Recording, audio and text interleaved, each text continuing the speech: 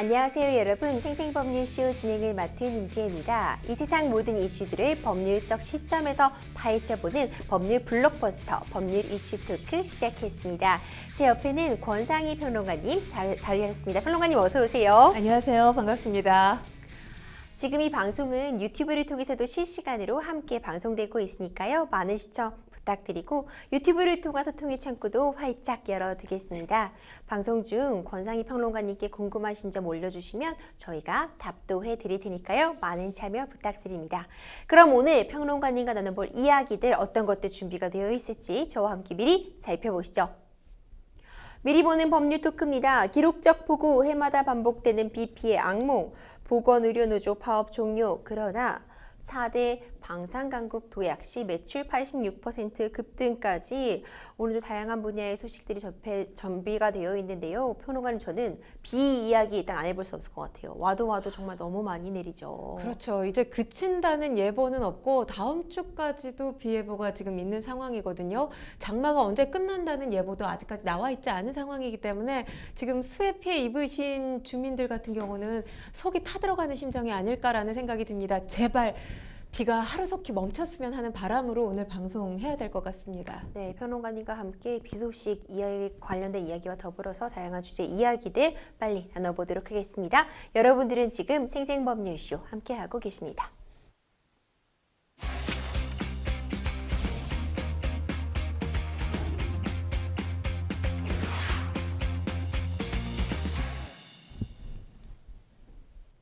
법률 이슈 토크 본격적으로 시작했습니다. 첫 번째 주제는 바로 기록적인 폭우, 해마다 반복되는 비 피해 악몽입니다. 장마라고는 하지만요. 장마라고 하기에도 너무 많은 비가 집중적으로 내렸습니다. 많은 사건, 사고들이 있었고 안타까운 소식들이 좀 계속 전해졌는데 평론가님 하나씩 좀 사건, 사고 이야기부터 진행해보죠. 네. 일단 지금 비가 내린 양이 어느 정도인지 뭐 들으셔서 아시겠지만 사흘 동안 한 달치 비가 쏟아 부은 그런 상황입니다. 그렇죠. 아직 장마가 한창이에요. 하지만 지금까지 전국에 내린 비 같은 기간 따졌을 때 1973년 이후 가장 많은 양을 기록하고 있습니다. 장마철 전체로 비교해봐도 역대 8번째로 비가 많이 내린 상황인데요. 지난달 25일부터 이달 16일까지 전국 평균 강수량은 511.7mm를 기록하고 있습니다. 통상 장마 기간이 31일, 한 달이거든요. 그러니까 3분의 2 정도 되는 기간에 내린 비가 1973년 이후 장마철 강수량을 따졌을 때 8번째로 많은 겁니다. 이 기간 평년 강수량이 238.4mm예요. 그러니까 2배 이상 많은 비가 내렸다라고 볼 수 있습니다.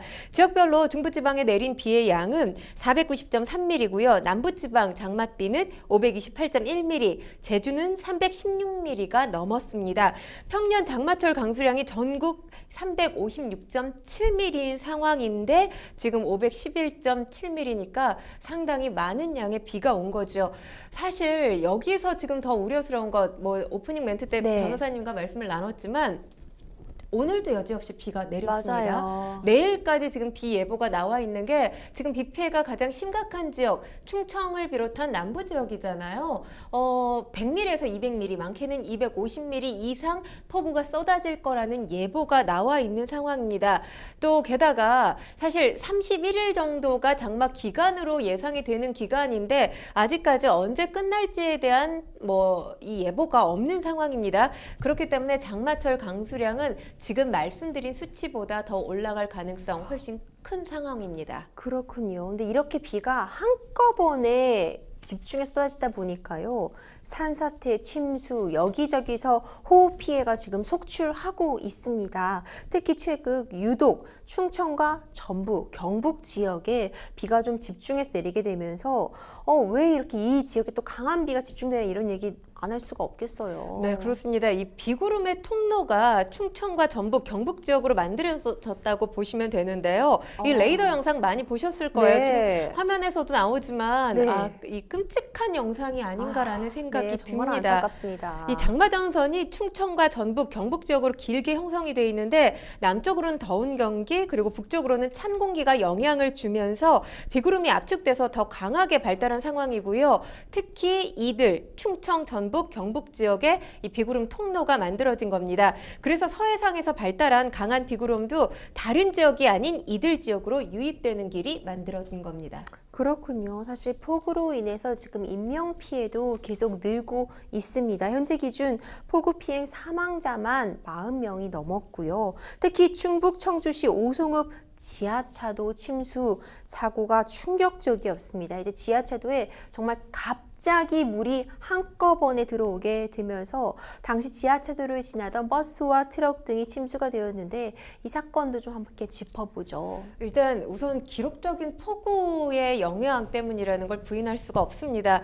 충북 청주에 13일부터 4월 동안 500mm가 넘는 그야말로 물폭탄이 쏟아진 상황이었는데요. 인근의 금강으로 흘러드는 제1지류 미호강이 있습니다.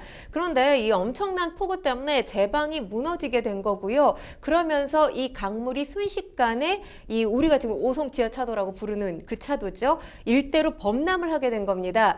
이를 두고 이 새벽 홍수경보가 내려질 만큼 비 피해가 우려되는 상황에서도 차량 통제만 했더라면 어땠을까라는 후회가 듭니다. 네. 차량 통제가 이루어지지 않았고요. 평소 제방 관리도 허술했다는 비판이 여기저기서 나오고 있습니다. 당국은 갑자기 제방이 무너져 내리면서 통제가 사실상 불가능했다. 이렇게 해명을 하고 있습니다. 그리고 또 이 지하차도에 배수 펌프가 있었는데도 고장이 나서 작동하지 않았다는 보도도 전해진 그런 상황입니다. 궁평 이 지하차도를 통과한 차량에서 보여진 블랙박스 영상을 네. 보면 불과 40초도 안 되는 상황에서 그렇죠. 흙탕물이 이 버스 안으로 네. 유입되는 그런 영상을 보셨을 텐데요. 그러니까 이게 지금 정말 순식간에 벌어진 네. 사고라고 볼 수 있는 거고요. 차량 통제만 이루어졌더라면 아까운 인명피해는 없지 않았을까. 뒤늦은 후회지만 이 뒤늦은 후회를 또다시 하게 됩니다. 이 영상 많이들 보셨을 것 같아요. 이제 비가 차오르는 걸 보면서 이 운전자분께서는 역주행을 해서라도 지금 빠져나가서 결국 나오실 수 있었던 상황인데 사건이 얼마나 급박했는지를 보여주고 있는 것 같거든요. 좀 하천의 수위가 높았다면 행정당국이 좀 빠른 조치를 했어야 되는 게 아닌가 이런 지적이 계속 나오고 있는데 그렇다면 차들이 진입을 아직 안 했을 테니까 참 이런 아쉬움은 남는 상황이네요. 네, 그렇습니다. 그러니까 참사 4시간 30분 전에 네. 금강홍수통제소가 지하차도 동쪽 이 300m에 흐르는 미호강에 홍수 경보를 내렸습니다. 네. 이 관련 기관 76곳에 통지문 보냈고요. 또 담당자들에게 문자도 발송한 것으로 알려졌습니다. 참사 2시간 전에는 관할구청에 이 상당히 미급하다 이렇게 시급성을 알렸다고 해요. 그런데 어떤 기관도 어떤 조치 하나 내리질 않았던 게 이런 참사를 불러일으키게 된 겁니다. 삽시간에 6만 톤에 달하는 사실 6만 톤, 말이 6만 톤이지 어느 정도인지 상상이 감도 안 오죠. 그렇죠. 상상이 불가능할 정도인데요. 이 6만 톤의 강물이 지하차도를 집어 삼키게 된 겁니다. 네. 지금 그래놓고 정말 답답한 건 구청, 시청, 도청 니 탓이다. 이 니 탓 공방하고 있거든요. 떠넘기기를 하고 있는 그런 상태입니다. 야, 정말 이 물이 순식간에 들어가는 그 정도가 여기가 지금 누가 하천 범람으로 보겠어요. 지금 강이나 바다 같은 모습인데 그렇죠. 이건 정말 대비를 어떻게 했어야 되는 것인가 정말 지난 아쉬움만 남습니다. 인근 주민들에 의하면요. 제방 관리도 허술했다 이런 지적이 또 나오고 있어요. 그러니까 이번 참사의 원인 가운데 또 한 가지로 지금 지적되고 있는 건데요. 이 참사 직후에 인근 주민들 무너진 제방이 사실 비 피해를 막기 위해서 모래주머니 확보하시는 분들 뉴스를 통해서 많이 보셨을 거예요. 그런데 이 모래자루를 쌓아 올리지 않고 긁어 모은 모래로만 막았다고 합니다. 근데 네.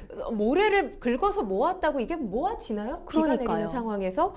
그렇기 때문에 상당히 허술하게 준비를 했다라는 주장을 펼치고 있는데요. 관련 공무원들이 도로와 제방 관리에 이 허술한 정황이 확인된다면 업무상 과실치사상 혐의가 적용돼서 입건될 것으로 전망되고 있습니다. 그렇군요. 이 결국은 이 오송 지하차도 침수 사고를 두고요. 예견된 인재다. 이런 얘기 나올 수밖에 없을 것 같아요. 자연재해로 사고가 발생할 때마다 이 뒤따라 붙는 인재였다. 이 지적. 이번에도 피하지를 못했는데 평론가님 어떻게 보고 계세요?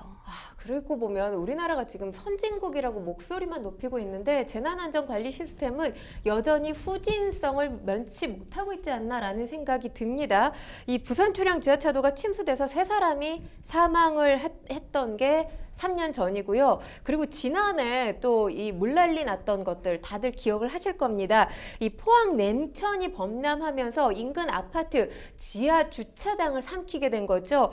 이렇게 해서 7명이 사망을 한 게 바로 지난해 이맘때였습니다. 지난해 8월로 제가 기억을 하는데 이 오송 지하차도 참사 재난 망각증이 얼마나 우리 사회 뿌리 깊은 고질적인 병폐가 아닌가라는 사실을 이번을 통해서 또다시 여실히 증명을 했는데요. 이 계속되는 재난 그리고 이 인명피해도 우리 사회 여전히 달라진 게 없어 보입니다. 그렇군요. 사실 정말 이번 사고로 가족, 친구를 잃은 이 유족분들의 사연이 너무나 안타까웠습니다. 그 도심의 도로를 지나다 이런 사고를 내가 비 때문에 당할 것이란 예측, 사실 우리가 선뜻하기 어려웠잖아요. 그렇죠. 일단 뭐 여러 사연들 좀 제가 말씀을 드리겠습니다. 하나하나의 사연마다 너무나 가슴이 아픈데요. 이 이모 씨 같은 경우는 15일 아침 사고가 발생했던 당일입니다. 이 오송의 한 아파트 청소를 하러 나가는 70대 어머니로부터 전화를 받았습니다. 본인은 경기도에 살고 있는데 경기도는 괜찮냐? 이런 비 피해를 우려한 어머님의 목소리였던 건데요. 이 씨가 무사하다는 얘기만 하고 전화를 끊었는데 이후에 동생이 실종 신고를 한 사실을 알게 된 겁니다. 어머니가 바로 이 지하차도에 침수된 버스에 타고 있었던 겁니다. 그리고 또 하나는 이 오송에서 치과를 운영하는 40대 의사 아들을 둔 70대 김모 씨, 아들과 통화가 안 된다라는 목소리를 며느리로부터 전해 들었습니다. 연락받고 무작정 현장으로 뛰어가는데 그 찬물 속에서 얼마나 고통스러웠을까 하는 상황을 생각하면 마음이 미어진다. 이런 이야기를 전하기도 했고요. 그리고 지난 5월에 결혼한 한 초등학교 교사 같은 경우는 작별 인사도 하지 못하고 세상과 이별을 한 겁니다. 당일 사고가 발생했던 당일 처남을 자택에서 KTX 오송역으로 바래다 주려고 이동하다가 지하차도에 갇히게 된 겁니다. 사고 당시에 김 씨와 처남 차 위까지 올라갔어요. 간신히 빠져나와서 차량 지붕 위까지 올라갔는데 물살이 워낙 거세지 않았겠습니까? 이 헤엄쳐 나오려고 했지만 물살에 갇히는 순간 이제 사망하게 된 겁니다. 이 사고 당시인 15일 아침 지하차도를 지나던 차량 운전자들 불과 몇 초 사이에 생사가 갈렸다라는 목소리를 계속해서 내고 있습니다. 정말 안타깝습니다. 마음이 너무 아프죠. 이번 오송 지하차도 침수 참사와 관련해서 경찰이 전단팀 꾸렸다면서요? 네, 그렇습니다. 지금 오송 지하차도 이 참사 현장 일단 내부 수색은 모두 종료가 된 상태입니다. 이번 사고에 따른 사망자가 모두 14명이고요. 부상자는 9명입니다. 지하차도 내부에 갇혔던 침수 차량 모두 17대로 전해지고 있는데요. 일단 내부 수색 작업은 종료됐지만 외부 이 수색 작업은 추가로 이어질 전망입니다. 외부 하천변 논밭에서 당분간 수색을 이어간다라는 방침을 세우고 있는데요. 사고 책임 규명을 위한 수사가 속도를 내고 있습니다. 충북경찰청은 80여 명으로 이 수사 전담팀을 꾸려서 무너진 미호강 제방에 대한 현장 합동 감식에 나섰고요. 국무조정실 역시 사고 원인에 대한 감찰에 착수했습니다. 피할 수 있었던 인재라는 비판 여론이 이어지고 있는 가운데 중대처벌법상의 중대시민재해 조항에 따른 첫 처벌이 될 수 있다는 관측까지 나온 상태입니다. 그렇군요. 전담팀 구성을 통해서 좀 속히 관련된 내용들, 어떤 원인 때문에 이런 사고 나온 것인지 재발 방지가 또 중요하잖아요. 그런 점에 있어서 좀 원인 규명과 재발 방지 대책 반드시 마련됐으면 하는 바람입니다. 명확한 책임 소재를 가리는 것, 그래서 만약 과실이 있었다면 그에 대한 책임을 지는 것도 굉장히 중요할 것 같은데, 유럽 순방을 떠났던 윤석열 대통령 어제 오전 귀국을 해갖고 바로 중대본 주재 회의를 열었죠. 네, 귀국한 지 약 3시간 만에 중대본 주재 회의를 연 건데요. 집중호우 피해 상황, 사실 유럽 순방 가운데서도 이 피해 상황이 심각했습니다. 그렇기 때문에 순방 기간 도중에 우크라이나와 폴란드 현지에서 수차례 중대본 화상으로 연결해서 총력 대응을 지시하기도 했었습니다. 일단 위험 지역 지역 진입 통제와 선제적 대피, 지난해부터 거듭 강조하고 있지만 현장에서 재난 대응 관련해서 기본 원칙이 지켜지지 않고 있기 때문에 국민 안전 확보가 어렵다라는 취지의 발언을 했습니다. 그리고 아직 장마가 끝나지 않은 상황이잖아요. 앞으로 이런 기상이변 늘 일상화될 수 있기 때문에 이걸 늘 일상으로 알고 대처를 해야지 이상현상이니까 어쩔 수 없다. 이런 식의 인식 완전히 뜯어 고쳐야 된다라고 강조하기도 했습니다. 사실 침수뿐만 아니라요. 집안이 비가 많이 오면 약해질 수밖에 없잖아요. 그러다 보니까 곳곳에서 산사태 소식도 계속 들렸는데 이 산사태라는 것도 한번 무너지게 되면 정말 많은 인명 피해와 재산에 피해 입힐 수밖에 없는 거라 걱정이 되더라고요. 네, 그렇습니다. 지금 전북 정읍 같은 경우는 장마 피해 약해진 야산에서 이제 산사태가 시작되기도 했고요. 강원도 동성군 피암터널 이 영상은 앞만 봐도 이게 과연 우리 현실인가? 네. 영화가 아닌가 착각이 들 정도입니다. 지난 9일부터 여러 차례 발생한 산사태로 무너져 내린 암석만 수천 톤에 달하는 걸로 알려졌습니다. 차량 통제로 인해서 인명 피해는 다행히 발생하지 않았지만 당분간 통행 재개가 어려워질 거다 이런 전망이 나온 상황이고요. 경북에서는 산에서 흘러내린 흙더미에 집이 완전히 집 벽까지 뚫리는 일이 있었습니다. 밀려 떠내려온 이 나무 뿌리가 방 안까지 들어찼는데 이 산사태 전에 물길의 방향이 바뀌었다고 하죠. 하지만 이 물길의 방향이 바뀐 걸 알아차리기가 사실 쉽지 않았다고 합니다. 산 가까이에 거주하고 계시다면 지금 폭우가 내리고 있는 지역의 지역민들은 가까운 곳에 대피를 하시는 게 좋겠습니다. 그렇죠. 이제 물길의 방향이 바뀌고 이런 부분은 사실 비가 많이 내린 상황에서 그냥 민간인들이 예측하기 참 어려운 부분이잖아요. 좀 많은 아직도 여전히 비 피해가 우려되고 있기 때문에 주의가 필요할 것 같습니다. 이번 집중호우로요, 특히 경북에서 인명 피해가 컸습니다. 산사태로 많은 실종자가 발생한 예천에는 지금 수색에 투입된 인원만 2,000명이 넘는다면서요. 일단 이렇게 많은 인원이 투입이 됐지만 사실 수색하는 게 쉽지만은 않은 일입니다. 그렇군요. 뭐 오송 지하차도 이 침수 사고가 난 것만 보더라도 거의 갯벌을 능가할 정도로 진흙밭이잖아요. 진흙밭으로 변해버렸어요. 산사태가 난 곳 역시 예외가 아닙니다. 사실 집도 파손되고 자동차도 파손되면서 흔적을 알아보기가 어려운 지경입니다. 여기에 지금 인명구조견 10마리 그리고 드론 5대를 동원해서 정밀 수색을 진행하고 있는 상황인데 일단 무릎까지 푹푹 빠지는 진흙 헤쳐야 되고요. 네. 일일이 탐침봉을 찔러가면서 수색해야 되기 때문에 수색 속도가 상당히 더딘 상황입니다. 문경 역시 지금 사흘간 500mm가 가까운 물폭탄이 쏟아지면서 네. 이 산북과 동로 두 개면 전체가 폐허로 변한 상황입니다. 윤석열 대통령 어제였죠. 집중호우로 산사태 등이 발생한 경북 예천군 일대를 찾아서 수해 상황을 살펴보기도 했습니다. 이 예천군이 관리 중인 산사태 취약 지역만 60여 곳이 넘는다고 들었습니다.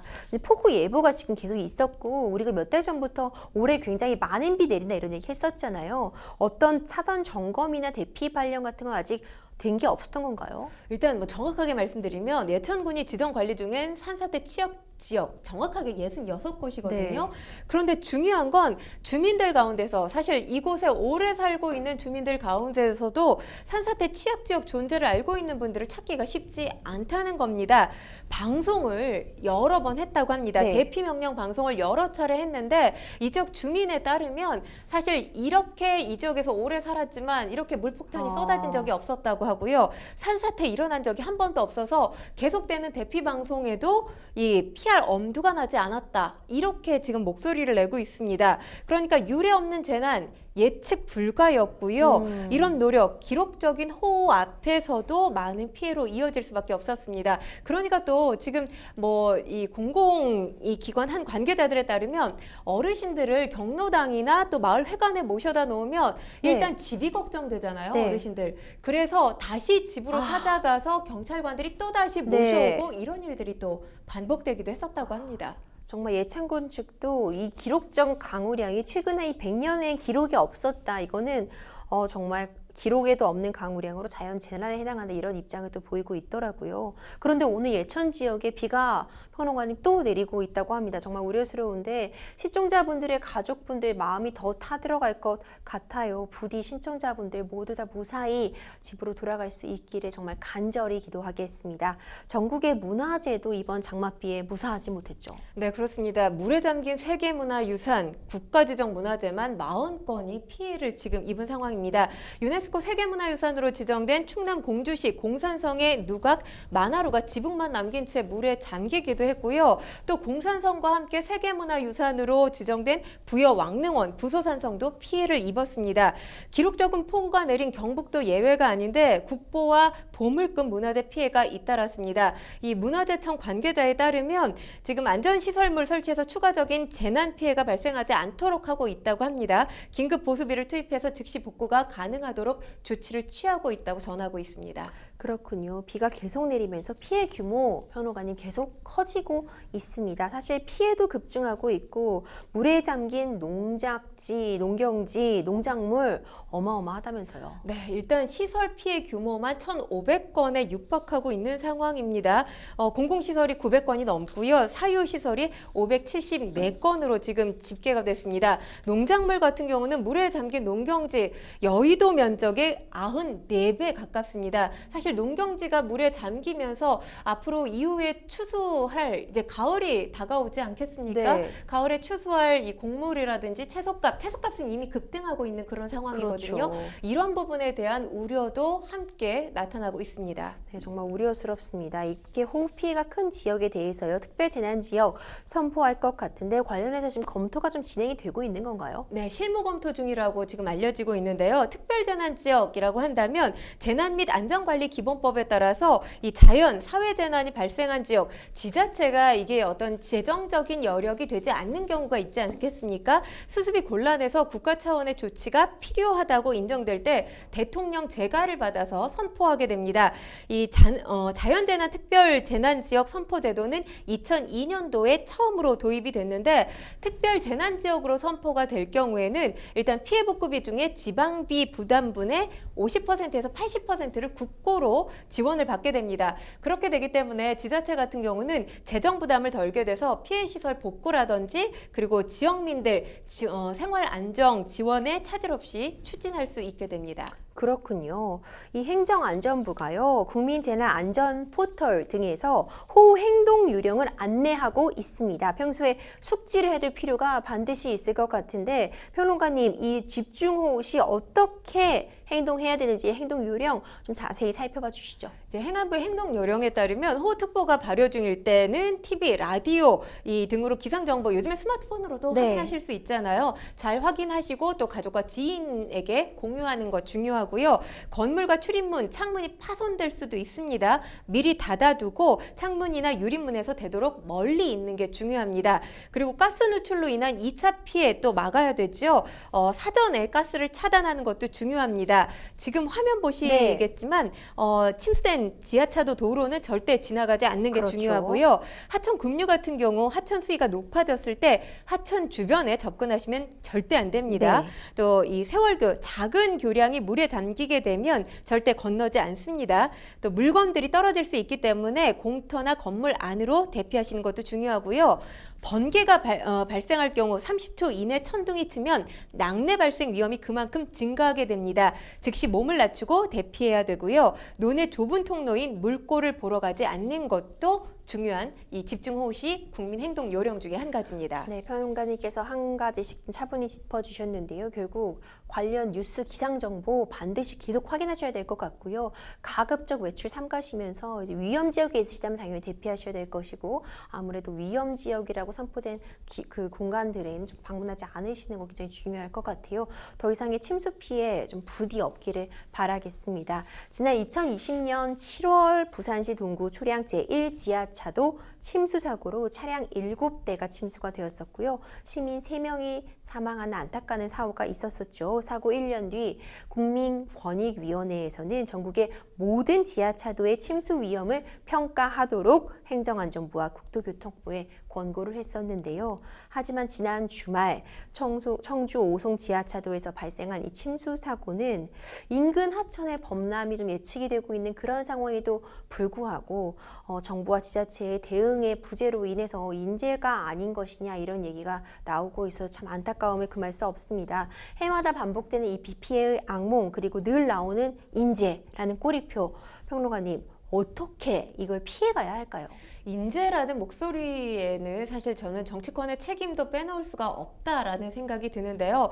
매년 폭우 피해가 발생할 때마다 정치권에서 이런 대책 내놓겠습니다. 목소리 높이는 거 참 자주 접하게 됩니다.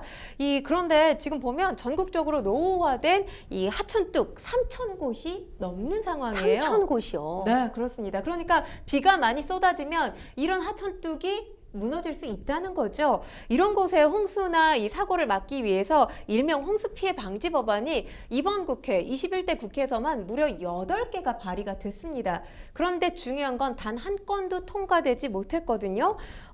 대표적인 게 민주당 김진표 의원이 발의한 법안이 있고요. 또 국민의힘의 이미자 의원이 발의한 법안이 있는데 주요 내용을 보면 지자체가 예산 부족할 수가 있잖아요. 이럴 때 이 뚝이 무너지고 하천이 범람하는 피해를 예방하자. 그렇게 예방할 수 있도록 국고 차원에서 도움을 주자라는 내용이 주된 내용입니다. 그런데 이 법안들 상임위인 이 환노위 문턱도 지금 넘지를 못했습니다. 여야 정쟁에 이렇게 중요한 법안들이 그대로 방치돼 있다라고 볼 수 있는 건데 제2오송 지하차도 참사 사고가 또다시 발생하지 않으려면 국회에서 이런 관련 법안들 자세히 들여다보고 논의하고 조속히 통과시켜야겠습니다. 네, 비 피해 계속되고 있고 정말 우려스러운 상황입니다. 아무쪼록 우리 국민들 안전하게 이번 비 피해 없이 잘 지나갈 수 있도록 부디 비는 좀 그만 멈춰주시고 우리도 관련 대응 좀 촘촘하게 제대로 해야 할 것 같습니다.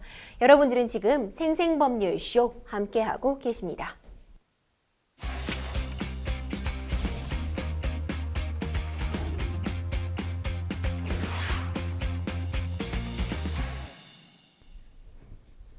법률 이슈 토크는 계속됩니다. 이번 주제는 바로 보건의료노조 파업 종료 그러나입니다. 지난주였죠. 전국 보건의료산업노동조합 보건의료노조이 13일 총파업에 돌입을 했습니다. 지난 2004년 의료민영화 저지 총파업 이후 19년 만이라고 하네요. 네, 그렇습니다. 무려 이 조합원 4만 5천 명이 참가를 했습니다. 대규모 파업이었고요. 13일과 14일 양 이틀 동안 이루어졌습니다.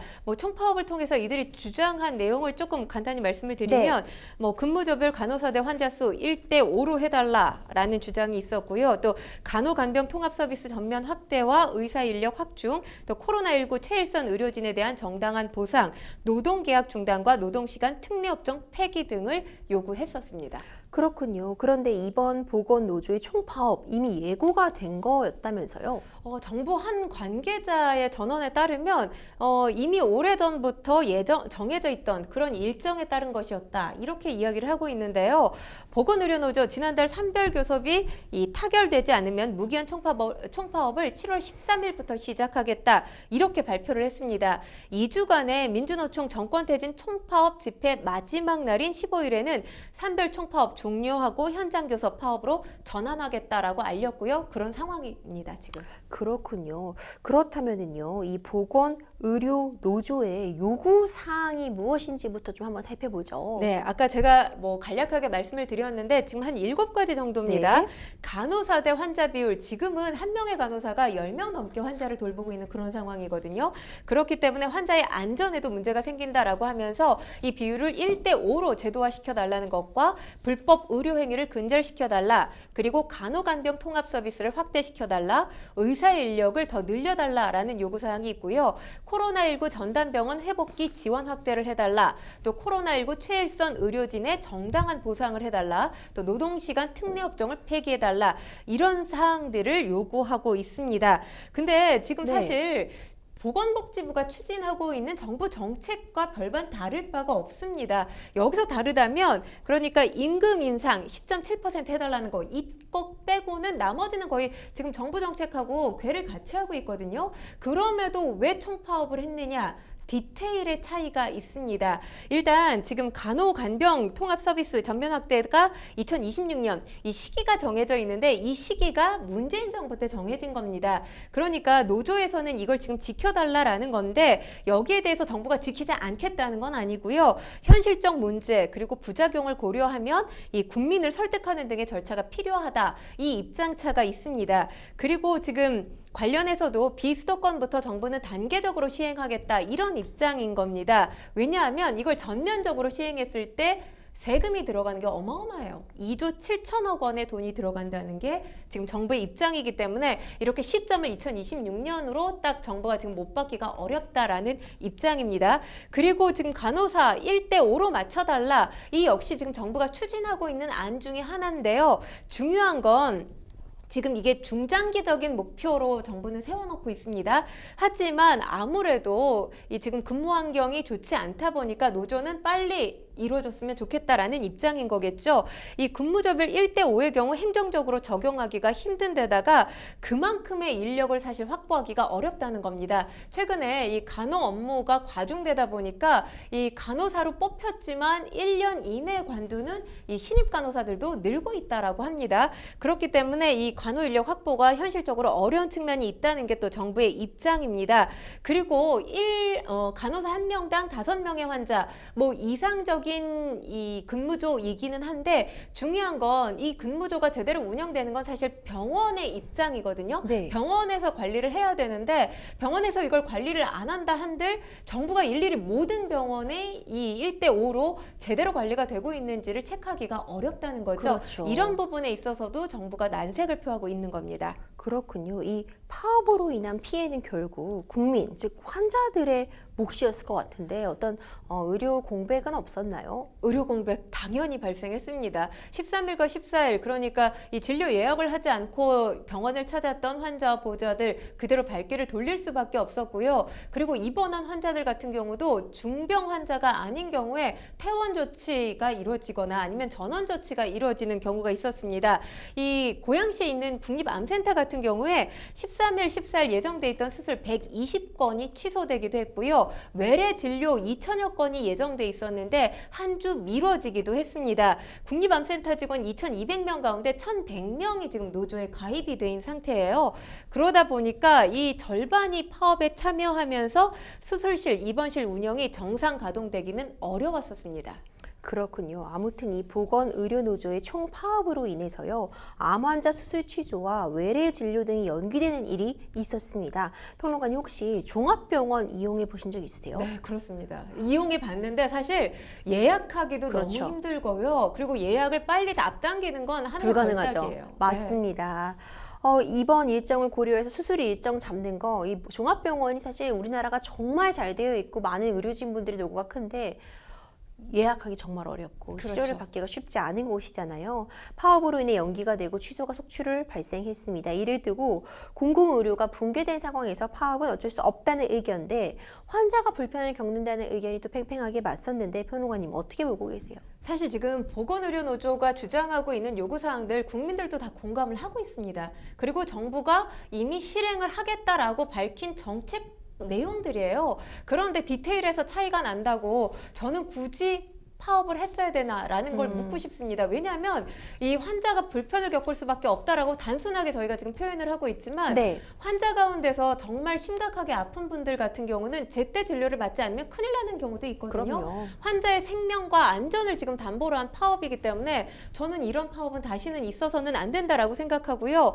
공공의료가 붕괴됐기 때문에 파업할 수밖에 없다와 환자의 생명을 놓고 봤을 때 어떤 게 더 중요한지는 보건의료 노조가 아니더라도 국민 어느 누구라도 선택할 수 있는 질문이 아닌가라는 생각이 듭니다. 이 보건의료노조는요, 이틀간 총파업 진행한 뒤 산업 산별 총파업 종료를 했고요. 그리고 현장 교섭 파업으로 전환하겠다고 밝혔는데요. 그 배경이나 어떤 부분이 달라지게 되는지 좀 궁금하거든요. 일단 물론 뭐 현장에 복귀한다고 해서 지금 아직까지 불씨가 완벽하게 사라졌다 꺼졌다라고 얘기하기는 어렵습니다. 하지만 지금 이렇게 이 핵심 요구사항 본인들의 핵심 요구사항에 대해서 원칙적인 동의와 함께 이후 추진에 대한 가장 큰 방향성, 공감대를 이끌어냈다. 그리고 사회적인 공감대가 형성됐다라고 보는 거죠. 사회와 공론화 시키는데 성공했다라고 지금 노조 측에서는 자평을 하고 있습니다. 그리고 또 중요한 게 환자 불편이 가속되는 것과 마찬가지로 이제 이 파업이 장기화됐을 경우에 환자 안전에 심각한 우려가 발생할 수 있다는 점, 그리고 파업 기간임에도 불구하고 문제 해결을 위해서 노사정이 상당히 애를 쓴 부분이 있습니다. 진정성 있게 진행해 온 결과 또 미세하게 남은 이 쟁점 몇 가지가 지금 당장의 해결책을 끌어올 수 있는 그런 쟁점이 아니라 어느 정도 이제 시간이 필요한 부분이라는 거죠. 이 부분에 대한 공감대가 또 이 노사정 모두에서 이끌어진 것으로 보여집니다. 그렇기 때문에 이틀간의 총파업을 멈추고 네. 이 현장 교섭 투쟁으로 전환하기로 결정한 겁니다. 그렇군요. 이 산업별 총파업 해제를 이제 보건의료노조가 선언한 가운데 부산대병원 노조는 계속해서 파업을 진행하고 있다는데 뭔가 다른 이유가 있는 건가요? 일단 부산대병원 파업이 지금 6일차 네. 이뤄지고 있습니다. 현재 부산대병원 병상 가동률 18%대로 지금 떨어진 상황인데 아까 제가 말씀을 드렸지만 13일, 14일 이 보건의료노조의 총파업은 멈췄지만 네. 아직까지도 10여 개 대형 병원에서 파업이 계속 진행 중인 상황입니다. 뭐 대표적으로 이 고려대 의료원이라든지 지금 아주대 의료원, 네. 조선대병원 지금 파업이 진행되고 있는 상황이고 아까 제가 언급했던 국립암센터 같은 경우도 역시 임금 문제로 파업 진행 중이에요. 그러나 다행스러운 건 진료나 수술 일정 등에 지금 차질이 생기지는 않고 있는 상황입니다. 부산대병원 좀 상황을 살펴보면 지금 환자 1,500명 퇴원이 이루어졌거든요. 그러니까 입원을 하고 있어야 되는 환자들이 이렇게 갑작스럽게 퇴원을 하게 된 겁니다. 또는 전원 조치가 이루어진 건데 부산대병원 진료 차질이 계속해서 이루어지면서 진료 공백이 발생을 하고 있는 겁니다. 지금 주장하고 있는 부산대병원 노조가 주장하고 있는 내용을 보면 임금 10.7% 인상해달라는 것과 네. 또 비정규직 500여 명 직접 고용해달라 이렇게 두 가지로 크게 볼 수 있습니다. 그런데 병원 측에서는 임금 협상과 관련해서는 우선 원칙을 내세웠어요. 하지만 비정규직 500여 명 직접 고용에 대해서는 어느 정도 지금 난색을 표하면서 이견차가 계속 발생하고 있는 것으로 알려졌습니다.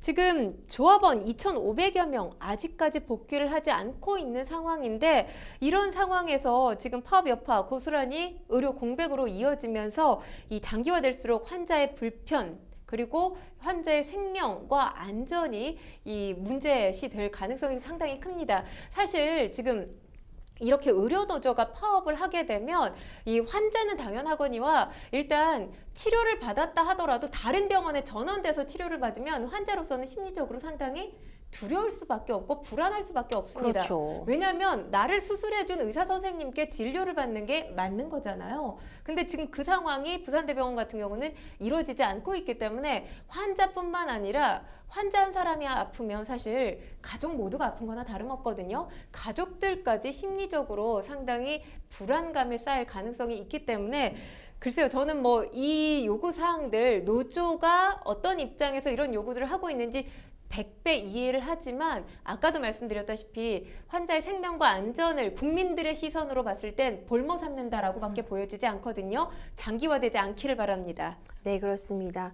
이번 총파업이 최악으로 가지 않은 데는 적어도 적절한 명분과 타협으로 그래도 출구 전략을 찾은 노조, 강원 전략을 구사한 정부, 그리고 노사정의 중재를 이끌어낸 중앙노동위원회 역할 등이 있었겠다고 볼 수 있겠지만 앞으로도 이런 파업이 또 계속될 수는 있는 부분이 있잖아요. 어떤 식으로 이렇게 갈등을 좀 봉합하고 해결해 나가는 게 좋다고 생각하세요, 평론가님? 일단은 지금 이번 파업이 어찌됐건 정말 다행스러운 건 불행 중 다행인 건 이틀 동안으로 이 마무리가 됐다는 겁니다. 이 사회적 갈등을 해결해 나가는데 여전히 시간이 걸리더라도 유효한 게 대화라는 사실을 다시 한번 네. 인식시켜준 계기라는 생각이 드는데 뭐 한 가지 아쉽다라고 할 수 있는 건 사실 아까도 말씀드렸다시피 7월 13일 파업하겠습니다. 이 예고가 됐던 상황이잖아요. 있잖아요. 그럼에도 불구하고 우리나라 파업은 지금 의료 이 노조 보건의료 노조 파업뿐만이 아니라 모든 파업이 진행됐을 때를 보면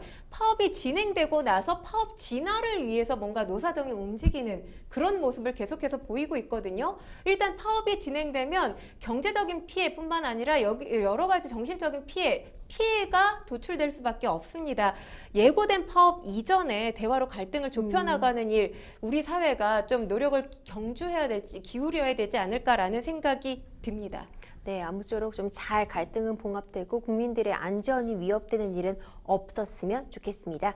계속해서 다음 소식 이어가 보겠습니다. 이번 주제는 바로 4대 방산가국 도약 시 매출 86% 급증입니다. 우리나라는 현재 세계 방산 수출 9위인데요. 정부는 2027년 세계 4대 방산 수출국으로 올라설 것으로 기대를 하고 있습니다. 정부의 목표대로라면 이제 관련 매출과 고용 규모가 모두 2021년에 2배 수준까지 늘어날 것이라는 분석이 나왔다면서요. 네, 관련 이 보고서가 있습니다. 세계 4대 방산 수출국 도약의 경제적 효과와 과제라는 제목의 보고서인데요.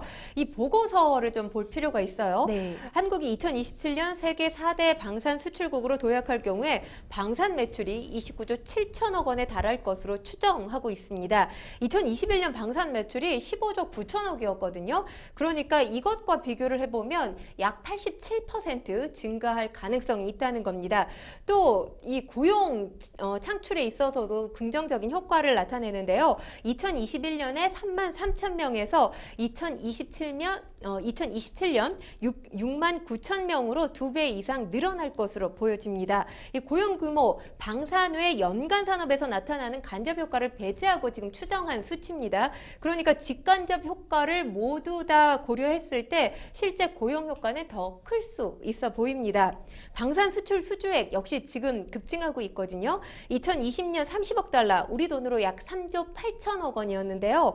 2021년에는 73억 달러, 약 9조 3천억 원으로 배 넘게 늘어났습니다. 이 지난해를 보면 폴란드 방산 잭팟이 터졌다, 이런 표현까지 쓰고 있습니다. 이 폴란드 방산 잭팟에 힘입어서 173억 달러, 우리 돈으로 무려 22조 원으로 폭증했습니다. 2년 만에 6배 네. 가까이 증가한 겁니다. 그렇군요. 바로 작년이었죠. 우리나라 방산업체들이 전차와 자주포 공격기를 폴란드에 수출하는 계약을 맺었는데 이때 그 규모가 상당했잖아요. 네, 그렇습니다. 제가 아까도 잠시 말씀을 드렸지만 폴란드 방산 잭팟이 터졌다라면서 네. K방산 위상을 드높였다, 이런 보도가 이어졌던 시기가 바로 지난해 이맘때였습니다. K2 전차와 FA50 이 경공격기, K9 자주포 등이 수출 대상으로 올랐던 건데요. 계약 체결에 앞서서 폴란드 정부 이례적으로 홈페이지에 한국산 무기 도입 계약 규모를 공개하기도 했습니다. 지난해 이루어졌던 계약, 우리나라 방산 수출에서 역대 최대 규모를 자랑하는 수치입니다. 이 국산 군용기와 전차가 유럽 시장에 진출한 첫 번째 사례였고요. 국산 무기의 우수성을 이 세계에 알렸다, 유럽 시장에 알렸다, 이런 평가가 나오기도 했습니다. 그렇군요. 최근 이 윤석열 대통령은 유럽 3개국 순방 중에 폴란드도 방문을 했습니다. 첨단 산업부터 에너지, 우크라이나에 대한 재건에 이르기까지 전 방위적 경제 협력을 약속했다면서요. 네, 그렇습니다. 총 33건의 이 MOU가 체결됐는데요. 폴란드 같은 경우 사실 EU에 속하는 국가 중에 한 국가죠. 그리고 지정학적으로도 상당히 중요한 위치에 있는데 유럽 한가운데에 위치했습니다. 이 K 배터리 유럽 시장 진출의 핵심 교두보로 통하는 국가가 바로 폴란드이기도 한데요. 네. 폴란드가 또 어떤 중요성을 가지고 있냐 하면 지금 우크라이나와 러시아 전쟁이 계속 장기화되고 있는 그런 상황인데 우크라이나 인접 국가예요. 최인접 국가죠. 향후에 우크라이나 재건 사업에 있어서도 이 허브로 전 세계의 주목을 받을 가능성이 상당히 큰 국가입니다. 또 우리나라 하면 우크라이나 재건에 이번에 윤석열 대통령이 이 해외 순방 기간 가운데 또 지금 전쟁이 벌어지고 있는 우크라이나에 직접 찾아가기도 했었잖아요. 이 우크라이나 재건 사업에도 우리가 굉장한 의지를 가지고 있죠. 그리고 또 교통이라든지 건설 인프라 구축을 하는 데 있어서 사실 우리나라의 실력하면 세계 최고를 자랑합니다.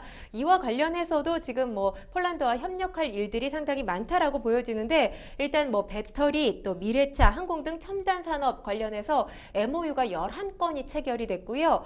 또 신규 원전 수출에도 사실 윤석열 정부가 상당히 공을 들이고 있는 상황이잖아요. 이 아랍에미레이트, 이집트에 이어서 폴란드에도 원전 수출에 공을 들이고 있는 상황입니다. 신규 원전과 또 우크라이나 재건, 친환경 에너지 관련해서도 MOU 13건이 체결되기도 했습니다. 이 외에도 금융, 관광, 또 통신 보안, 첨단 산업, 또 인적 교류도 계속 지속해 나가겠다. 이렇게 밝히기도 했습니다. 오는 9월에 이제 폴란드에서 국제 방산 전시회가 열린다고 합니다. 대통령실은 이 전시회를 기점으로 해서요, 폴란드 외 다른 국가와도 계약을 추진해 나가겠다, 굉장히 교두보로 삼겠다, 기대가 큰 것 같아요, 변호관님. 뭐 분위기는 이번에 이미 조성됐다라는 평가가 나오고 있는데요. 지난해 폴란드발 대규모 수주가 이루어지면서 K방산 수출액이 22조 원 넘어섰다고 말씀을 드렸잖아요. 지난 2002년에 1억 4천만 달러와 비교하면 20년 만에 무려 120배가 늘어난 그런 수준입니다. 이 폴란드의 추가 수주 소식 9월쯤 전해질 가능성이 커 보이는데요. 9월 초에 폴란드에서 세계 최대 규모의 방산 전시회가 예정돼 있습니다. 1993년부터 매년 폴란드에서 개최되고 있는데 이 전시회가 유럽 국가 모든 전시회 가운데 세 번째로 규모가 큰 겁니다. 우리나라는 주도국 자격으로 참가를 하게 되는데요. 무기 계약 체계가 뭐 적게는 수억 원에서 많게는 이 수십조 원을 오가는 계약인 만큼 단순한 협약만으로도 합의만으로도 기댈 수 있는 부분이 크다라는 평가가 나옵니다. 전시회에서 한국 방산의 어떤 경쟁력을 높여서 폴란드 내 추가 계약을 확정짓고 신시장을 새로 확보하겠다. 이런 계약을 세우고 있습니다. 자, 그러면 사실 이쯤에서 많은 분들이 가장 궁금해하실 지점이 K방산, 그래 우리 K컬처도 유명하고 우리나라 워낙 뭐 잘하고 1등 품질도 많지만 갑자기 무기가, 특히 우리나라의 무기가 이렇게 주목받게 된 계기 같은 게 있었나요? 일단 최대 무기 경쟁력으로 가성비 그러니까 뛰어난 가성비가 꼽힙니다. 미국, 유럽 같은 이 방산 선진국들과 비교해 봤을 때 항공 또 지상 및 함정 분야 국내 주요 제품을 보면 이들 국가의 제품보다 무려 20%에서 25%가량 저렴하게 구입을 할 수가 있습니다. 기술 경쟁력은 선진국의 90% 정도로 비슷한 수준을 고려해 봤을 때 합리적인 가격이고요. 그리고 또 세계 최고의 수준의 이 납품 이행도 강점입니다. 현대 로템 같은 경우는 지난달에 폴란드향 K2 전차 6대를 3개월 일찍 인도했고요. 또 최근에 한국항공우주산업도 계약 체결 8개월 만인 지난 6월 폴란드의 공군용 경공격기 FA-50 1호기를 출고한 바 있습니다. 한반도의 지정학적인 특성이 또 강점이 된 건데요. 북한과의 대치 상황으로 이 60만 가량의 상비군 체제를 운영하면서 대량의 내수 무기 수요가 발생하고 일정 수준의 공장 가동률이 유지되고 있기 때문입니다. 그리고 이 실전 운영 경험이 또 이 축적됐다는 점도 한국산 무기가 선호되고 있는 이유인데요. 사실 해외 국가에서는 무기 체계를 도입할 때 이게 실전에 도입되느냐 그렇지 않느냐 가지고 점수차가 굉장히 크다고 합니다. 우리나라는 분단 국가잖아요. 그렇기 때문에 뭐 이 기동, 사격 훈련 등을 다른 나라보다 훨씬 활발하게 시행을 하고 있고 유지보수 운영 경험을 쌓아왔다는 것도 K방산 세계적으로 위상을 높이는 데 강점이 되고 있습니다. 그렇군요. 이 분단 국가라는 지정학적 특성이 오랜 세월 쌓이면서 어떻게 보면 방위 산업이 성장할 수 있는 그런 결과를 낳았던 것 같습니다. 지난해 폴란드와의 대규모 수출 계약에 이어서요, K방산의 저력을 제대로 뽐내려면 다른 나라와의 계약도 이어가야 할 텐데 가장 좀 지금 관심을 표현하고 있는, 주목하고 있는 나라가 바로 인도라면서요? 네, 그렇습니다. 그간 인도 이 군수품의 절반 이상 약 45%가량을 러시아로부터 공급을 받아왔습니다. 하지만 우크라이나 전쟁이 지속되면서 지금 그 상황이 녹록치 않아졌어요. 어려움을 겪고 있습니다. 우리나라 같은 경우는 지금 인도에 수출하고 있는 이 비중이 전체 3%를 차지하면서 이 4위를 차지하고 있습니다. 지난 5년 동안 인도가 수입한 러시아 무기 약 16조 6천억 원 규모인데 그만큼 시장이 큰 거죠. 그러니까 우리가 한번 노려볼 만하다는 겁니다. 군비 지출도 늘리고 있는데요. 인도 정부 2023년도 국방비 예산을 5조 9,400억 루피, 우리 돈으로 약 93조 원으로 전년보다 13%가량 늘렸습니다. 인도의 국방비 규모가 미국, 중국에 이어서 세계 3위 수준이고요. 네. 또 무기 수입 규모는 세계 최대 규모입니다. 인도가 이렇게 국방비 지출을 계속해서 늘려나가는 데는 이유가 있는데요. 중국, 파키스탄과 국경지대에 있다 보니까 이 긴장감이 상당히 고조되고 있는 상황입니다. 미국을 비롯해서 세계 이 방산업체들 인도를 중요한 시장으로 지금 노리고 있습니다. 최근에 인도 독일과 프랑스 등과 함께 협상을 진행을 하고 있는데 사실 인도 시장 진출이 쉽지 않습니다. 여러 가지 조건이 따라 붙게 돼 있어요. 메이드 인 인디아라는 정책을 펼치고 있기 때문에 우리 뭐 인적 자원을 활용해 달라, 또 기술을 유입해 달라, 뭐 이런 식의 또 요구 조건이 따를 수가 있습니다. 그럼에도 불구하고 인도 시장은 반드시 우리 K방산이 진출해야 될 매력적인 시장 중에 하나로 꼽히고 있습니다. 그렇습니다. 이 윤석열 대통령이 언급한 세계 4대 방산 수출국 조기 진입을 위해서라면 결국 우리 K 기술력 뽐내야 될 것 같고요. 다른 여러 나라들과도 폴란드처럼 계약을 이어가려면 어떤 외교적인 노력이나 이런 부분도 같이 병행이 돼야지 이 기조 4대 방산 수출 국가로 도약할 수 있지 않을까 생각이 듭니다. 많은 비가 내렸고 비 피해가 극심했습니다. 정말 마음이 아픈데요. 올해 여름 여전히 많은 비가 예보되어 있는 만큼 더 이상의 피해 없도록 철저한 대비가 필요할 것 같습니다. 생생법률쇼 오늘도 함께해 주신 권상희 평론가님 고생 많으셨습니다. 감사합니다. 고맙습니다. 방송이 끝나도 상담 접수 계속됩니다. 도움이 필요하신 분들은 상담 전화 02-557-8295번으로 연락 주시거나 법률방송 홈페이지 접속 또는 아래 나가고 있는 이메일로 연락 주시기 바랍니다. 생생법률쇼 준비한 소식 여기까지입니다. 시청해주신 여러분 고맙습니다. If you wanna leave, take good care. Hope you have a lot of nice things to wear. But then a lot of nice things turn bad out there.